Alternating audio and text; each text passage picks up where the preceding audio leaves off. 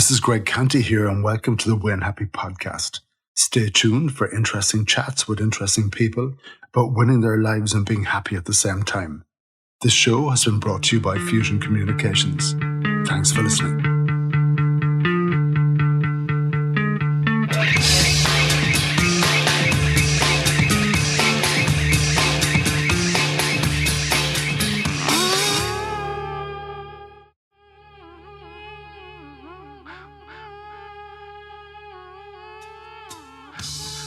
On today's podcast, I chat with Alan Craughwell, founder of Mixed Ability Sports Ireland. He chats about his life and career, including his experience working with people with various disabilities and how this led him to what he is doing today. Sport should be fun, and it's even more fun when everyone can join in, as well as so many other benefits that this real inclusion can bring. What do I call them? Asked one of the participants. Let's hear how Alan answered that question.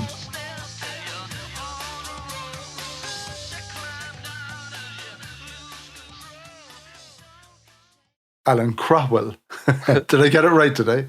Well done, yeah. You made a fair good stab of it there now, so we'll give you maybe a 7 out of 10 for that. You get more guttural, I think, the next time, Greg. But give me your version of it, so, things we're Craughwell. Well, Alan Craughwell, a big welcome to the Win Happy podcast. And for any of the listeners who would like to volunteer the spelling of your name, there's a big competition for them. Because it's caused me great difficulty on my life. Yeah. So what's the prize? They get a one-way trip to where? Oh, the village of Craughwell in County Galway. Wow. Yeah, they'll get to go back to the stately manor. I'm sure we were evicted at some stage during the famine. That's why we've dispersed in small pockets around the West, and I'm the only one who actually reached hundreds of years later down to Cork. Yeah, and if I do a Mr. Google of things to see in Craughwell, what am I likely to find? Is there a church? Cheever's Pub, I'd say. Well, I'd say there's many a good night spent in Cheever's Pub. Great guys. Yeah, fair play to them. Well, enough of our rambling. For the listener, I'm talking to the director of the Mixed Ability Sports Ireland and also the International Mixed Ability Rugby Tournament, otherwise known as IMART. Correct, yeah, that's it, yeah. Good. I thought I read that and saying, do people actually use those initials or in that way? Obviously, we're going to have a big conversation about mixed ability. And I think for the general listener, we'll hear these terms thrown around the place. I'll hear you in a conversation or in an interview on the radio when it's coming up to the tournament or whatever. And we'll all have a version in our heads about what mixed ability sport looks like. And it's probably incorrect. So during the course of this conversation, I'd love if we can clarify that a little bit. Before we get into all of that, and obviously with those roles that you have, that didn't happen accidentally. There was a bit of a journey that brought you to that point saying, this is what I'm going to do. So what I'd like to do is hit a major rewind and ask you a very, very simple question. Who the hell are you and where did you come from? Wow, the big question. Who the hell am I? My name is Alan Craughwell. I'm originally from Ballinasloe in County Galway, East Galway, and now living in Cork. Like a lot of people that come to Cork, there's two types of men in Cork. I was told this one time. There's men that are from Cork and men that are brought to Cork, and you, my friend, are the latter. So my wife is from Cork, and we met in Galway. She has been working in television, so she was a scriptwriter at Rusnaroon and also TG Carr weather girl for a very wet, rainy summer season. So we met in Galway, and eventually, like all Cork people, they like to come home to roost, and I was happy to come to Cork. So we've came to Cork 3 kids later. 13 years, 14 years, I think I've stopped counting. So hopefully I'm kind of making some inroads into being adopted by the Corkonians. And tell me that early life in Ballinasloe, like, what was that like? Were you in the town? Are you country folk? What did mum and dad do? So we're from the town, I suppose, just outside the town. Ballinasloe is kind of it would have been one of the major towns in County Galway. I suppose very much hit by the motorway and closure of factories. At one stage, you would have had like the likes of 80 Cross pens were made in Ballinasloe. Your Dewberry shoes were manufactured in Ballinasloe, Square D circuit breakers, and you would have had a nursing school and also a school of nursing for nurses, psychiatric nurses. So there was 2 major hospitals. And that kind of really defined the fabric of the town. And my mum and dad, my mum was originally a psychiatric nurse. My dad is a plumber, well, trained as a plumber, and would have worked in the hospital. My grandaunt was the matron. So my mum, when she was dating, my dad was dating the matron's niece, or nephew, sorry. And so that was a fairly big deal back then. They all had to be back into I remember Mum telling me, they all had to be go out for the dances in the dance hall, and they'd be back in by 10 o'clock, and then Dad would do another round around the dance hall after that, and pick up whoever wasn't the nurse after that. But yeah, family wise, I have 2 older brothers and a younger sister, sorry, and my sister, she lives in Cork as well too. She lives up in North Cork. My 2 older brothers live at home, and they're both involved in the family business. In the family business, we would have been plumbers, mechanical contractors. It's not a career I chose, and I've often been described by my brother Ollie as the one that got away. But so, I've no doubt with your dad, you were dried out in jobs with him, were you? Yeah, look, we from a very young age, Dad's work during the 80s, obviously being self-employed was quite difficult back then. So Dad would have worked all hours. He would have come home for the union rules. He came home for the lunch. The dinner was always at 1 o'clock. The dinner was served up. He had 40 winks, and he'd go back out the door, and he'd work, and we'd see him for tea, and he'd go back out the door. But he had to do that. But like in saying that, like Dad was really good to us. One of the things that Dad did was he brought us swimming every Sunday without fail. Every Sunday we went to the local pool, and I suppose that's where started off my passion around sport, and especially swimming. In terms of the work, like Dad, if we were sitting at home, we had a big shed. It was probably 3 times the length of our house here at the moment, and it was always nuts to be recirculated, fittings to be taken off copper pipes. And I'll always remember, you'd be putting the scrap copper into bags, and one of the travelling men used to come to the house, and you'd always run up and open the back gate for him, and he'd give you £1 for opening the back gate, and he'd lift the bags by weight, and he'd give Dad a few quid for the scrap, and off he'd go, So you were always kind of active and doing that. And one of the things is you had to pick up the phone properly and answer it properly and take a message. So it was hello, 42 the numbers like everybody answered, can I take a message? And if you didn't take the message, you were killed, because potentially that was work, So it was interesting at that point away. It was very much, it was a working house, it really was a working house.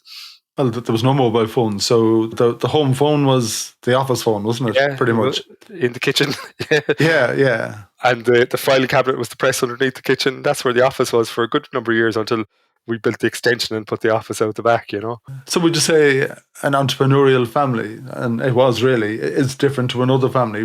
Like, were you aware that, in a funny way, this was a place of business, taking the calls, listen to your dad talking about work and the different jobs and the different customers and all that kind of business?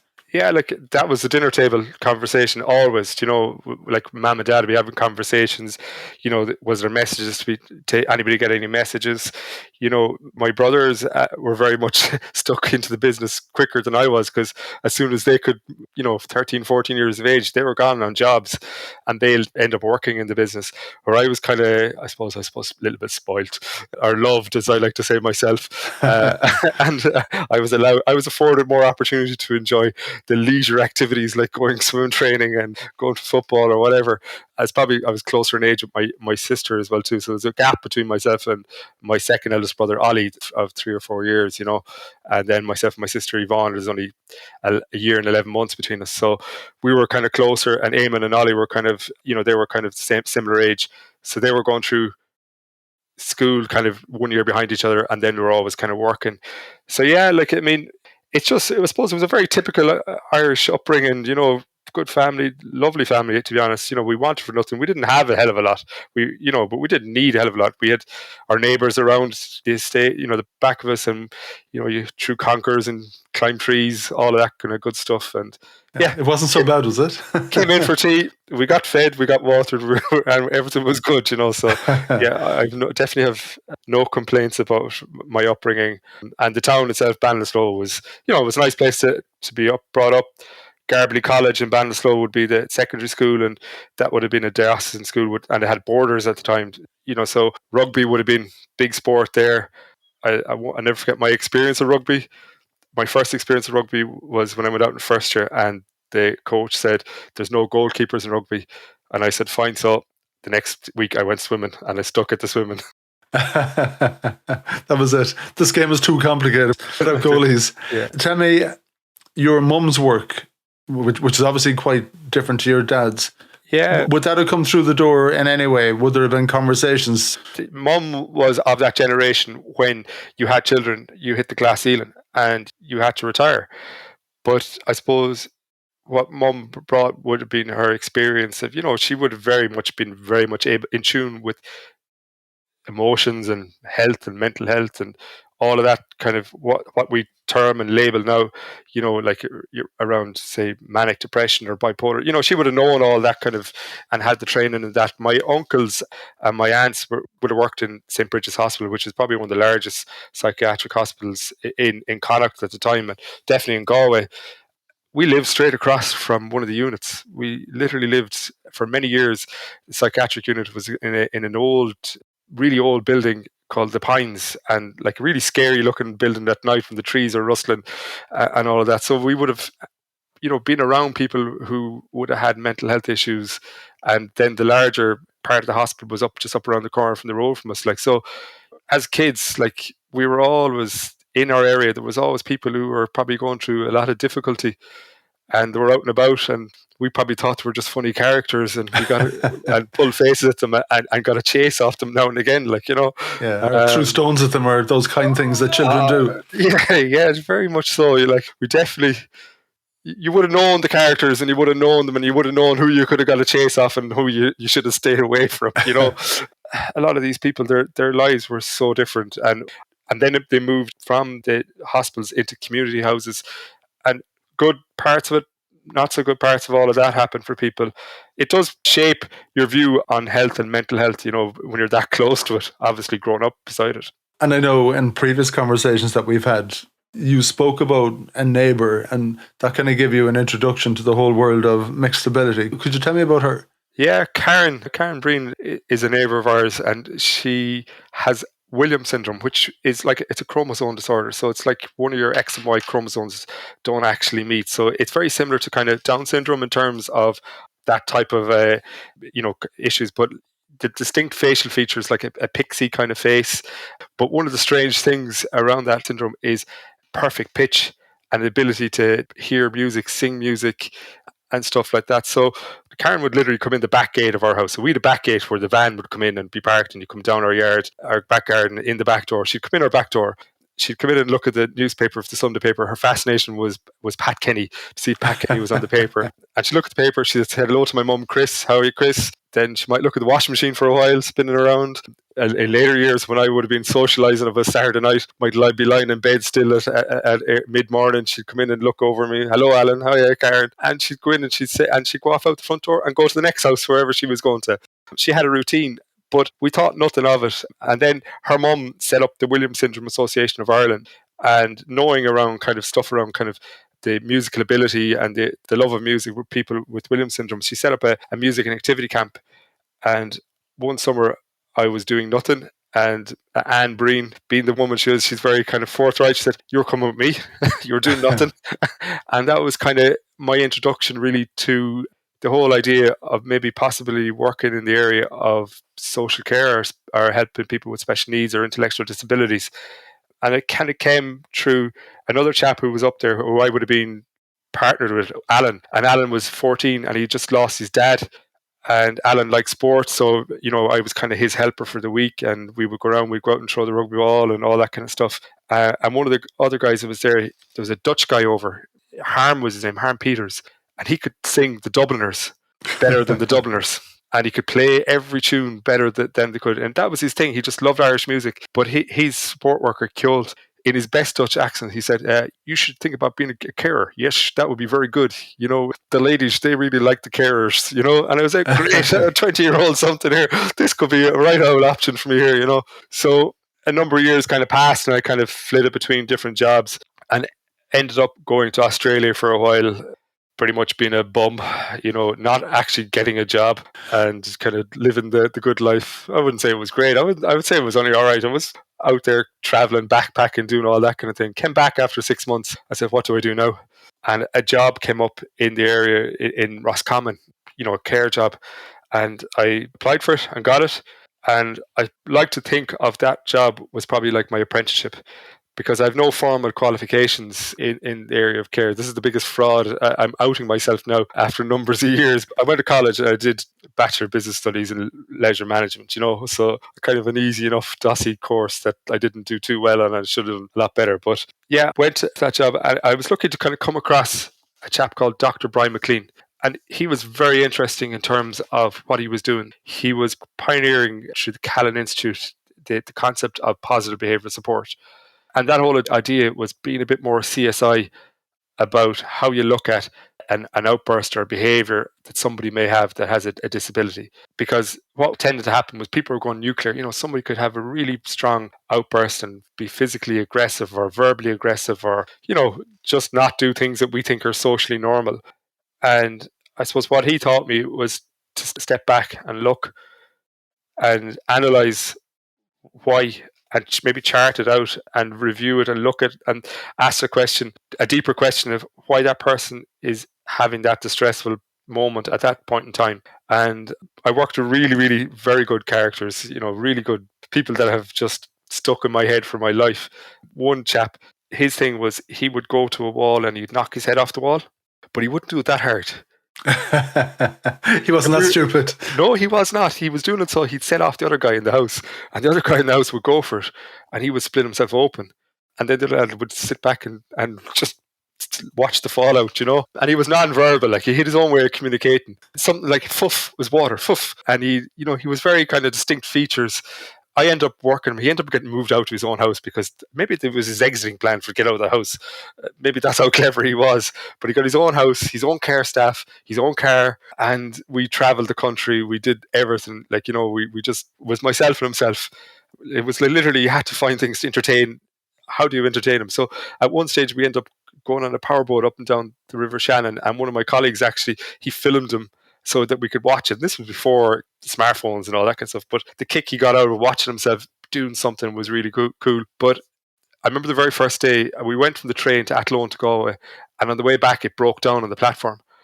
Out about a mile and a half outside a country stop, Woodlawn. Next stop, Woodlawn, and here I was. What am I going to do? It was a week into the job, and this guy was shouting and roaring and hitting himself and spitting and roaring, whatever he was doing, causing a massive scene. And so I said, what am I going to do now? So I walked up and down the train with him numerous times. I remember meeting an old teacher of mine. I just kept my head down, kept going. I rang my boss. I said, what am I going to do? And she said, is he all right? Yeah. Okay. So sure, look, we'll see you later. I was like, oh, thanks. And that was 101 care planning and all of that. And we just had to survive, and we got through it, and we ploughed on, got him home. Went home. I probably went to close the door and said, what the hell am I doing this job for? But I went back the next day, and I suppose what I learned out of him was just patience and just fun. The sense of devilment was unreal with him. He'd be doing an overnight, and he'd nearly put all the furniture in one room. He was like a student. He was like a good crack of a student. But he passed away since. And years later, I got a phone call out of the blue, and I'd been living in Cork at this time, and it was from his mother. And she came across my number, and she said, that Valentine had always remembered you, and he'd always talked about you. She understood his language, and it's just them things have really shaped who I am, because I gave nothing but just my time and my interest in him. And for him having no speech, to be able to communicate that to his mum, and for his mum to remember that years later. I hadn't found out he passed away until that phone call. It's just a story that's popped into my head, Greg, literally. But it was just that magic. It's the magic moments like that really have shaped where I am today. Yeah. You started by chatting about Dr. Brian McLean. Yeah. Was he encouraging you in some way to stop just minding them, but to look very, very attentively at them, to try and figure out what was going on? And yeah. So one day I was getting verbally and physically assaulted up and down the town of Roscommon, and by a chap that was, I could have blown him away with a gust of wind. And I was there, what's the point in this? Like, so we was in the meeting, and I had to write down every time he did whatever, either inappropriate touch, inappropriate language, or hit me, and was different things and I was like, Jesus, what are we doing this for? And he just left me. He left me kind of figured out in weeks, and he came back 3 months later. He threw up the graph on the Excel or spreadsheet or computer, whatever it is, and we were able to see the peaks and the troughs of different times and different things that affected him. And then that helped us going forward to actually making his life better. He moved out of home, and we kind of support him in different better ways, and we got to understand him a lot more. And I suppose from that point of view, I've seen the other side of it, where people go firefighting straight in to stop something, and sometimes you have to let things run, and that's what I learned off him. You have to let things run in order to find out what's actually going on. Yeah, can I say something to you? My daughter, she's a special needs assistant, and she works in a school in Cork called St. Paul's. And I know the work that she does, and it's difficult, and you're dealing with, in her case, children, and a lot of them, as you say, are very aggressive, and some of them are very loving. They all have their little quirks and everything. And I remember as a young person in my teens, some Sunday, someone saying that there's a volunteer thing on a Sunday afternoon if you want to pop along to spend a bit of time, I guess, with people with special needs. And Alan, I found it really uncomfortable. And to my eternal shame, I came away from, I think while I was there, I think I obviously spent the afternoon there because I committed that I would. But I remember in my head, it was just like screaming, just get out of here. This feels awful. And coming away from that place saying never again. And I know it's a crap thing to say and everything. And I think in so many respects, I actually believe a lot of people would find exactly what you're talking about very, very uncomfortable. And for some reason, you didn't. And is that a special balance flow? I don't know. I have no. But look, you know what I'm talking about? I think obviously working with people that that can challenge and what would be called behaviours that challenge, there's so many different names. Look, people who just might look a little are different to us, who are on, say, severe disability or autism spectrum, and and have different kind of mannerisms. They're not the social norms. It's difficult for everybody. It's difficult for me at times. It's difficult, and it does the frighteners of people. It, like, you could look at somebody and like their facial features could be quite severe, from maybe, as I said, that guy who used to bang his head off the wall. Like, I've seen people who they're the middle of their florets are split. They have their skin is from pulling and picking, and not necessarily looking very pleasing to the eye. But look, at the end of the day, I kind of bring it back to that's somebody's brother, sister, or somebody's. I know it's very simplistic. Somebody's son or daughter. They're not yours, but if they were, how would you like to approach them? And I understand where you came from within that scenario, and this is why I have a kind of not an issue around volunteering when it comes to disabilities, because some people do it from the mindset of the God he love us, God love them, and it's a wrong step to go into it. And I think a lot of people go into that and then they realize they're way out of their depth. They're way out of their depth. They have no idea. It's something you obviously need to be comfortable with and probably trained in and everything else. You spent, was it like 13 years plus with COPE? In different roles down through the years. How would you summarize that time and what you learned from it? Look, there's a massive change within society about how we view people with disabilities and how we include people. And I've seen the starts that change, say, within my work within COPE, and I would have led a lot of it in terms of, people getting back out and being more involved in community and going to do ordinary things in ordinary places. If it's going to the bloody cinema, if it's going to Reardon's, if it's being in a nightclub, if it's being in a pub, all the things that we take for granted that are such out of the reach of maybe the person with an intellectual disability at various levels, whether it's person with high function or low functioning. I've seen the struggles of bureaucracy. And I've seen the likes, when HICWIC kind of came into the organisation, I've seen how having larger organisations not necessarily is a good thing. because you have to unbundle a lot of stuff, and you have a lot of governance to deal with, and it takes from the actual why you're there. And why you're there is to provide the support and the needs for the individual so they can live their best life. And like we us all, like, that Instagram hashtag living our best life, that should account for people who have, barriers to life as well too. So yeah, like, has it been a positive experience overall? Yes, there has been some positives. There has been some definitely struggles within my own work, but within organizational, and I can see we need to listen more to people in that sector and support them more, like, and like, that's every sector is like that, I suppose. They're looking for more money, more support, but definitely it's very much underinvested. And your decision to finish there, was that a direct link to, I'm going to start Mixed Ability Sports Ireland? Accidentally, kind of. 9 years ago, I came across this concept of mixed ability rugby. I had a swimming injury, a shoulder injury, was in my local physio, picked up the World Rugby magazine and read this article, and it just literally rang home. There was one picture in it where there was two guys and they were doing a boat race. Rugby culture, anybody who knows that, after a match, people go in and they, sing crappy rugby songs and drink pints or whatever they do. So they're down at a pint, putting on top of their head, whatever.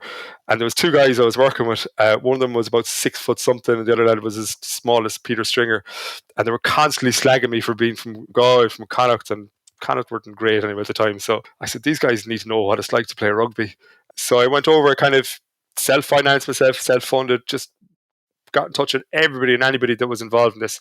Ended up in Bradford in England and in Bingley, looking and taking the model off them, the guys over there. So how it really started for them was a guy with cerebral palsy asked why couldn't he go play with his local rugby club.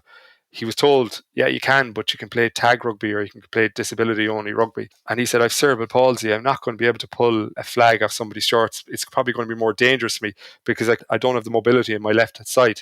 So if I go pull, I'm unbalanced. I'm going to fall over. I'm going to hurt myself. But if I was in a ruck or a mall, at least there's a couple other big chubby blokes that can keep me held up and move me forward or guide me down. So he asked the question, and out of that, I suppose that's where we are, asking questions. But what was your beginning? Like, why did you start this? What was your motivation? Because you obviously spotted that sport can do something for people with mixed ability. What was that moment for you? It comes back to a number of things. A lot of the guys that I would have supported would be very much involved in Special Olympics, and Special Olympics is a fine movement, but they were coming back and they were saying, we went to Belfast and, and I said, did you go out for a couple of pints? No, we were back in our house, back in whatever, and that was it. And then some guys come back and that, we're sick of winning different things, and it been very structured and it been very much kind of, we were told to this, and this. And I was there like, that's not normal sport. Like, for 20-year-old, 30-year-old men to not have the autonomy to make the decision what they want to do after they play a game. So seeing the model, I also saw the gap that there was a lot of people like myself, a couple of kids, don't want to commit to playing full time in any kind of a sport because we just can't, for work reasons or whatever. Don't want to get bloody injured, don't want to play at a high level, but also miss that idea of being part of something and a part of a team. So it kind of married the two sides of, here's a bunch of people that I actually like that have disabilities. Not that not saying that I don't like it, but these lads were great fun. And I knew if I brought them to a club and I could get a bunch of guys who played rugby down through the years, I know they would knock crack out of each other and the banter would be brilliant and all of that. And would just create that whole natural sense of a team, just organically in where it should be, in your local club, rather than something where the lads with disabilities would always have to go to something that was arranged or organised specifically for people with disabilities. So this is massive for the likes of Danny and James, going to play with people who hadn't disabilities. So in a way, you're like, let's remove the segregation here, putting it very crudely. Yep. Okay, so let's be people together playing this sport with all of our ability and, lack of ability. It doesn't really matter. I'll tell you a good one. Last Friday night we were out training and two guys, two 21-year-old lads arrived up. Both would be with autism and would probably be in the kind of higher end than most of the rest of the team. So we did a drill, and there was 4 teams sitting on cones. One person from each team had to get up, run around, and then catch one of their team, hold them by the hand, catch the 4 of them, hold them by the hand, and then the next round we had to skip. So here you have 20 grown men, some hard buckos who probably have knocked out teeth, and people, a couple of lads with autism who arrived up, and their parents are looking at them, and we're all holding hands, running around in circles. And I split myself laughing just to think if anybody was watching us, just like this was cracked. But like everyone was just laughing. And they're the moments that like you really know that like that's inclusion, where just people don't have an idea about the person beside them. They have not read their file that has followed them all their lives. They haven't asked for their diagnosis. They've just held their hand and skipped around the pitch together. And, you know, if anybody was looking at them, they would say, Jesus, what kind of idiots are these? But it's just little things. And that's inclusion. And I suppose it's making this as simple as we can. We're complicating stuff. Labels. Everybody needs a label. Everybody has to hang to, you know, this whole, and you'd be familiar with diversity and inclusion in corporate world and in corporate speak and all that kind of stuff, and how they're really trying to latch onto it. And the simplest example of inclusion, one of the lads, he's one of our stalwarts and he's really been really good to our team. He would have been, I'd say, a real typical junior player, no teeth in his head, the whole lot. He asked me one day, what do I call them? And I said, call them by their effing name. And he just went, right, so. And I think in that moment, that was inclusion, because I came to his level and he understood that. And that was it. That's he all was he looking needed to for know. a label of sorts, was he? He didn't know what to say. I said, call him by his bloody name. And eventually that's it. But like, it's a fantastic starting point, isn't it? Your name. Yeah, recognize them for who they are. Yeah, exactly. Like we all like to be called our name sometimes, and maybe people will add other expletives onto them, but like we'll still have our name, like, you know. So your work, you know, from the beginning, you went over to Bradford, you kind of got the structure or the model from there. The application of it, and how does your work work? I think you said at the beginning that a lot of your buddies have no idea what you do. So you have the stage, Alan. Here we go. And I was once in this scenario at a wedding in the States, and you know the first question is, hey man, what do you do? And at that stage, I had just been working in a day service with a chap, and we were doing a jigsaw. So I told him I made jigsaws, and he kind of quickly moved on to the next guy, who was my buddy, and he's a solicitor. And so I let it go around the table. Eventually, I called him and said, no, I actually work with people with disabilities and special needs. So, oh, yeah. So I kind of put the heebie-jeebies up. But in terms of what I do with mixed ability sport, it's what the concept is. It's a global movement. It's basically a new category in sport. So it's gone from, you know, having, you know, say a typical GA club where you'd have a junior team. Now you have a social team, but now you have a socially inclusive team within your club. So I promote that aspect and educate on that aspect of how you actually include that for people within clubs, national governing bodies, you know, the corporate sector as well too are tipping into this in terms of the importance of including everybody. And examples of that are, you know, you don't know your colleague or your coworker, you don't know what they left that morning to get to work. You know, if they have somebody in their life that has a barrier or a disability, you don't know how chaotic their home life is. And if you, an employer, can be empathetic, I wouldn't say sympathetic, but do something about it and understand that, like, even your workforce is diverse. You know, we're not all neurotypical people within workforces, and we need everybody. We can actually make society a lot better. So my typical day is sending emails, setting up meetings, you know, supporting some of the guys that we have to actually be part of this.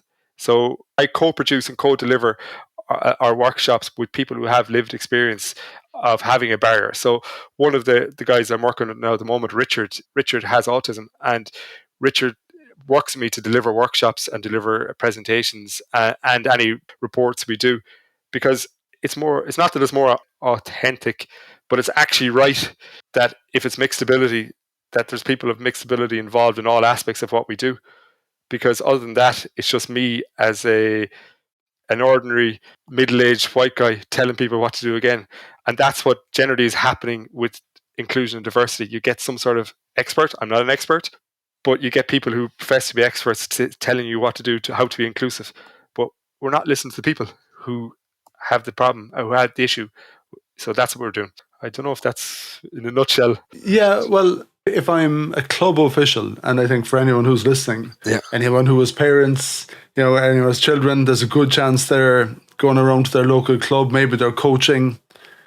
Like, are you looking for club officials like that to pick up the phone to Alan and ask him about mixed ability sports? How does it work? How can we start this in our club, in our town? How can we encourage a neighbouring club to do the same? And we might even have the odd match here or there. Yeah, that's how it happens. You get somebody who will see some of our literature, see some of our posts on social media or whatever, and they'll click into something. They'll know it'll resonate with because they might feel that they've a son or a daughter that could actually benefit from it. Or it's a club official looking at saying, look, we need to be a bit more representative of our community here. And how do we do it? Because think about it from generally club committees are pale, male and stale. It's the demographic that get involved at committee level. So they're so far removed from actually understanding disabilities or actually maybe having worked. It's not going to happen. Their priority is the first team and winning. But the benefit of getting involved in this is it's another full membership of another team in your club. It also brings in kind of the idea that there's other people out there that could actually be involved, your extended family of them teams. Who knows what kind of sponsorship or funding that they could bring with them. So it's that benefit of having everybody involved, And in a way, I wouldn't be... I'm probably thinking to myself here now, Alan, when I say this. I wouldn't be too hard on those male, pale and stale guys, because sport has pretty much operated to that formula for a long time.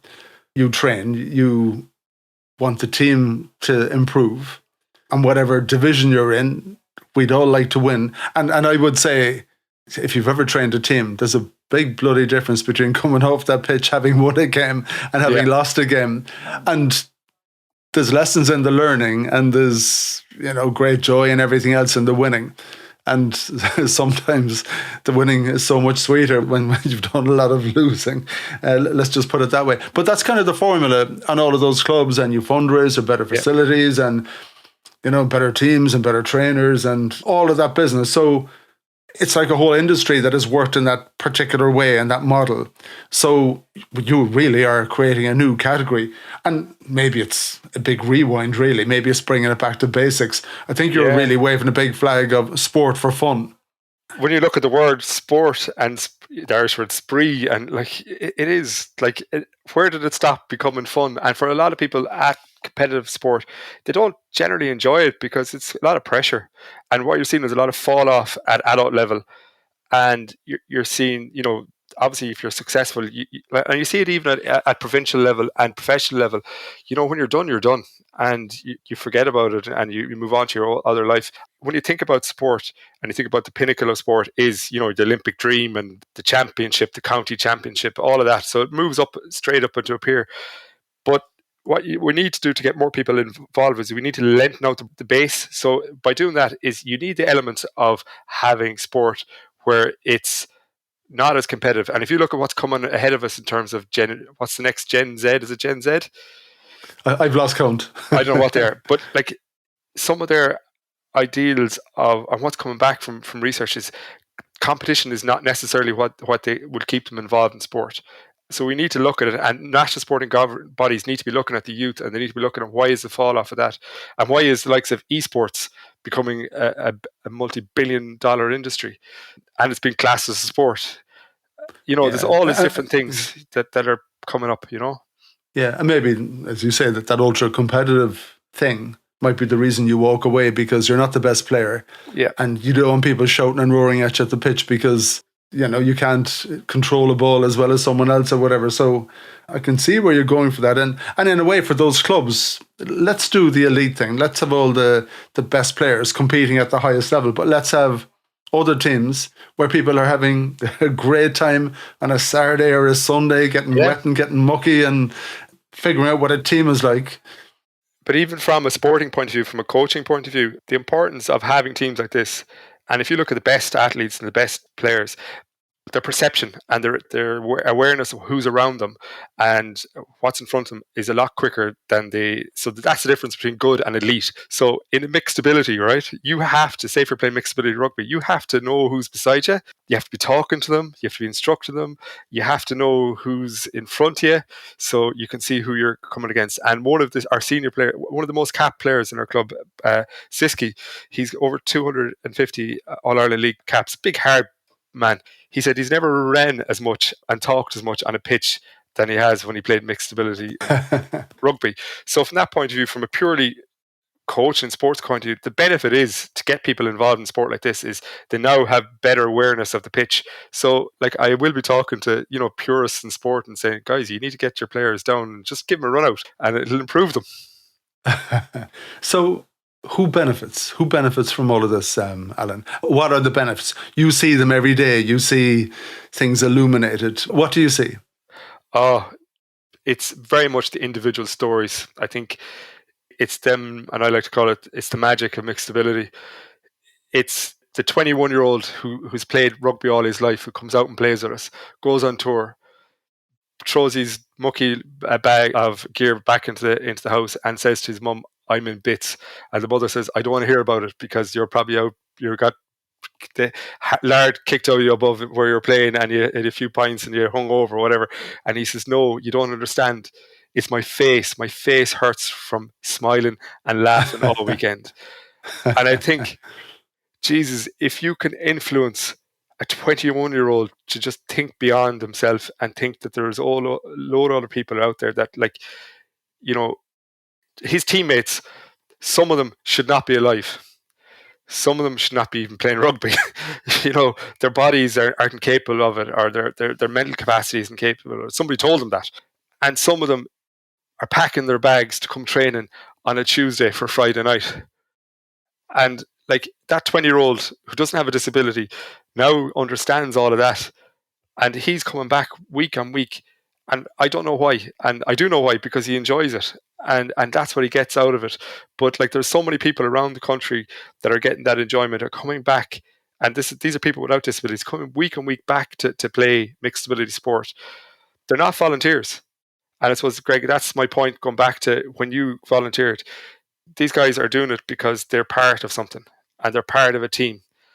And in the case of Mikey, the guy that, like, he's won a World Cup because of this team. So it's creating memories for people and it's creating good. I'd like to think my kids, when they get of sporting age, and that they'll understand that, there are people out there that, mightn't excel, but we got to keep them in sport. We got to keep them involved, Yeah, so it's interesting. It's all them little wins that keep me going. I suppose they're my win happies, big time, Yeah, and it's funny. I was chatting to one of my neighbours and he was telling me about the class where his young lad is. And whatever sport they're playing in school, I think they have to team up anyway, the little teams of two. And my neighbour anyway, obviously his young lad is a very kind young lad. So he volunteered in the class, or I don't know what language we use, but he ended up with the big chubby kid who could barely move. And as a result, he came last. And my neighbour was kind of like a competitive guy or whatever. He kind of had a big conversation with his son anyway, which more or less went along the lines of, listen, next time, avoid that guy like the plague. I know you're a good kid, but you need to team up with, Mr. Athlete or whatever. And I kind of thought to myself, his criticism of him, and he's a lovely guy, he doesn't mean to criticize him at all, but it's all about that idea of being first and winning. And he was kind of ignoring this incredible quality in his kid. That was, I'm happy to... Oh, that was beautiful. partner up with Johnny, because maybe no one else wanted to. Because of how we view what sport is and what we're supposed to be. That was a nice way of kind of going about it. So this is kind of my next question for you. Obviously, the participants enjoy it. But I'm guessing the people around them, like the parents or the carers or the friends, probably get a little bump from what they witness and experience from whoever is participating in the sport. 'sport. Oh, they get a lot more than that. I think there's such importance of being able to talk about your son or your daughter in a way that you don't have to describe the situation that they're in. So if that's it, like, so this is Alan and he's autistic, you know, it comes into conversation. Oh, Alan plays for the Rebels. Oh, yeah, I've heard about them. And next thing, there's a whole conversation starter, and you can just see people beam. And then they start talking about how independent their son or daughter is starting to get, to the extent I remember one chap, I knocked into him in a ruck, or I came out the wrong way, and he told me to. I had never heard him curse ever. He told me to f off. Yeah. I went up to his dad after. I don't know whether to be angry or happy, but he just told me to f off, and I just thought it was really good. But from the family point of view, like, they're now in a social setting where they should have been, where they thought they'd be excluded from, down the local club, watching matches, socialising in the clubhouse after it, going on tours, going to events, shouting and roaring in the stands like every other parent. When they left safe, they left the hospital with their son or daughter. A couple of months later, they met some consultant, and somebody told them and burst their bubble and said, "Your life is going to be like this." Like, you have people who have planned their holidays around their son's tours, rugby tours, and have gone on the rugby tours. And the key is, like, I know that when we go somewhere, I make sure that the Wi-Fi is good in the hotel. So if anybody wants to go back and go on their devices and whatever, they go back. But there's always a peer group around people. So mom and dad and their siblings stay out partying, and they've had fun. And I think they're allowed to enjoy fun with their son or daughter. That's massive, where they thought that where this perceived to be more a burden than anything else, an affliction in life. This life is for everyone. It shouldn't be a segregated life, should it? Oh no, like, my social life has been with this team for the last number of years. I've experienced all the top nightclubs in Europe with some of the guys who've never been inside a nightclub in town, and it's just been amazing to see that. And it's been amazing me watching, say, the likes of the 20-something-year-old lads who, have these inhibitions that'll be up on Twitter or whatever, or Facebook, or if they do the wrong thing, and next thing they meet the best wingmen in their lives who don't care or hit the dance floor and have, all the ladies flocking around them. And I'm just said, guys, I've handed you in a plate, go for it. Like, but yeah, it's all of that for families and for clubs. For clubs, like, it's really an injection of life into a club. A lot of clubs are struggling, the first team come in and they play the match to go away, because they're just given so much commitment to the team already. They just want to go and they want to be with their own friends, whatever. So years ago, where there would have been a very big social life around, especially in rugby, I know that, around the clubhouse, and even in GA and other clubs, that's kind of gone. And this is bringing that back, that old school feeling of, being part of something, hanging around, being part of a team that's staying around. Like, I mean, it's worth its weight in gold for any club. Yeah, you're making your club more relevant to more people, aren't you? Yeah. At its simplest level, it's part of the community, and you just give people confidence. I think you give people confidence to be around people who are different, and just not worry about it. Like, at one stage, our team, there was a couple of guys from the Cork Hellhounds, the LGBTQ team, that came over and ended up playing with us. And nobody ever asks our questions. It was just like a team, nobody cares. They thought that we'd care, but, like, there are people who have had worse, I'm not going to say worse, but have had different experiences in life to get to where our team. So we've all have a story to get to the team, so yeah, it's great. From another side of it is people have left. I've seen guys move jobs and into care careers because they've just realized that this is something that they enjoy. And I've seen people employ people with disabilities because just they got used of that. And like, that's a massive part. And it's part of my next step as well too, and what I'm doing in terms of using technology to kind of bridge the gap for people in employment for people with disabilities. So there's loads of exciting things happening as a result of picking up a bloody magazine because of a sore shoulder from swimming. Yeah, and understanding these other people who have mixed abilities and, different strengths and weaknesses, and understanding and being around that and seeing the pluses and all that kind of thing. I know you're one of the participants in the Ignite program to help you with some of your projects with Eamon Curtin and UCC, and that's how I met you first. And like that now at some of our sessions, you're presenting different things. But I remember one of the days you were explaining everything that you're doing, and you quoted a statistic, And one of the other guys in the group is actually one of the girls. She picked up on it straight away. Yeah. And I think she said, "Oh my God, Alan, that's the first time that something," now, not to say that she wasn't paying attention earlier, but you stopped her in her tracks with a particular comment you made. Can you remember what it was? Yeah, so that was around our mortality rates. And it's to do with women, especially with disabilities, or who have barriers in life, are more.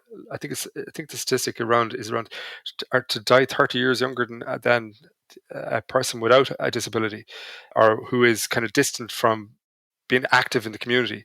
So what that really means is some of the biggest factors around being inactive and not being part of the community are isolation, and result in isolation obviously is loneliness, and the other side of that is not being active and physically active, poor life choices. You know, your diet, you mightn't eat, and then it could boil down into, socioeconomic factors, because of you're not working and you're not able to have an income, so therefore you don't make the best lifestyle choices.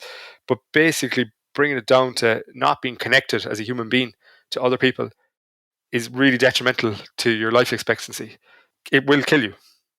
It will kill you a lot earlier than you think.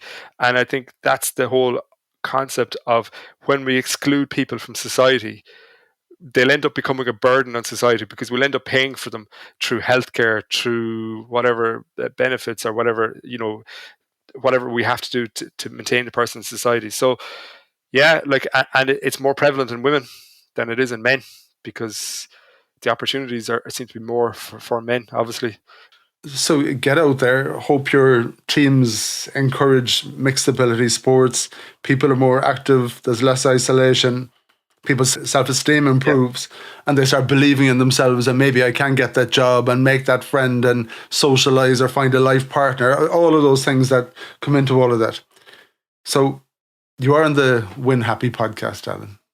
So I need to break it down now into very, very simple bits and pieces. Yeah. What's happiness to you? Oh, do you know what's really lovely? When I going up after, you're doing your day's work, and your smallest child is in the cot, and you go and you open the door, they're fast asleep and they're lying out, and I think just the innocence of them being so soundly asleep, I can't but smile every time I see that. And that's one of the win happies for me, and it's just been around my family, and to know that, like, I suppose I've made a difference. Like, I'm making a difference. I'm making a difference in so many people's lives. I'm doing it kind of stealthily and quietly.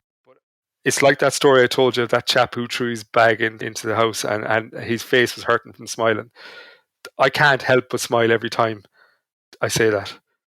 And that sounds to me like you're being refueled every single day by all of these moments, and it keeps you going. And in terms of winning, like the thing I said to people, and maybe it's a bad analogy really, or maybe it's a great analogy, I'm not sure. But the thing I kind of say to people, you might love playing football, but if there were no goalposts, it might be a little bit pointless. That there's great satisfaction in the ball hitting the back of the net. So for you personally, when you look at what you're doing, what are those ball hitting the back of the net moments? Like, in terms of mixed ability, like, definitely my goal is to establish mixed ability as sport, as just people will know what mixed ability is when they rock up to their club, that they'll expect to be there. Almost, I'm going to have to do myself out of a job. And that will mean that, like, it just becomes another part of sport, and we just always had it, and nobody ever even remembers who actually brought it over to Ireland. I'd be happy when that happens. So it's just a thing. It's just another thing. Yeah, I'd like to join the mixed ability team. Nobody will ever even remember me. And I think the humility in that is what motivates me. That it's not about me. It's about all the other experiences. And I kind of finished kind of small bit on this one. I walked into our third half tent, which was Heineken supported us for our tournament. It was where we had all the bands, and I was like mic'd up, busy event planner job, running around, are the showers working? I walked in the back door of the tent, and the band was hopping, and I saw a guy in a wheelchair being crowd surfed. I walked back out and said, my job is done. Don't tell the insurance people. That's all I'm telling you. I wasn't there. Yeah, what wheelchair? I saw nothing. And no, that wheelchair went back to the OT in the hospital, and it was slightly damaged, and the team were going to pay for it. Was there a smell of beer off it? Was there? Oh, I don't know what was wrong with it, but the OT said, no, that has been the best story of any chair that's ever left here. So, yeah, the insurance guys can just swing for that one. Yeah, swing away. This is Win Happy. You can do what you want with that one. If people do want to contact you, give me the route map. So the route map is directly to my email. It's a.craughwell, CRAUGHWELL, at mixedabilitysports.org. You can also reach us. We're on social through our Facebook, Instagram, and Twitter at MA Sports Ireland, or Mixed Ability Sport Ireland. And then just, if you log on to Facebook, our website is www.mixedabilitysport.org/Ireland. You'll get me. You get me there. Okay, cool. Me. Google me. It's a very uncommon name, so you're going to find me. One last big question for you. Your best day ever. What was it? Oh, I suppose in light of my own experience and having my dad passed away, I buried my dad on the day of the opening ceremony of the IMART World Cup. So I buried him that morning in Ballinasloe. What's his name? Jerry Craughwell, Jerry, Dad. Sure. And drove down to Cork and sat beside the ministers and all the dignitaries. And I walked into Musgrave Park, and on the East Terrace, all the teams were lined up, and the noise and all the atmosphere that was there. And knowing, my mum said to me, you got to go down. I wasn't going to go down. And all the team that was there said, no, stay where you are. I went down, and Mum said, your father wanted to be there, and he wanted you to be there. So you had to go to work. So go to work. And I think he would have got a great kick out of, all the ministers, sympathising, he would have been able to tell the lads up above in the pearly gates that Micheál and all the lads were offering their sympathies for him, So that was probably the hardest day, but one of the best days as well too. Yeah, well, he equipped you well, I think. He sure did. And little Karen next door showing you a path. Yeah. And some of those other characters you mentioned, Dr. Brian, encouraging you to look at people through a different lens. And they all play their little part. Yeah. But that ball has been well and truly thrown to you now. So you need to keep running with it, Alan. There's no choice here, man. Well, invariably, I usually knock the ball on anyone this, so that's my mixed ability. Alan, thanks a million. I enjoyed that conversation so much. Yeah, and we will hopefully, just without even thinking about it, realise that there's a mixed ability sports option in any of the clubs, whatever sport that they're in or whatever. So incredible. Thank you so much. Well done. Thank you, Greg. Thanks for having me. Yeah, thank you.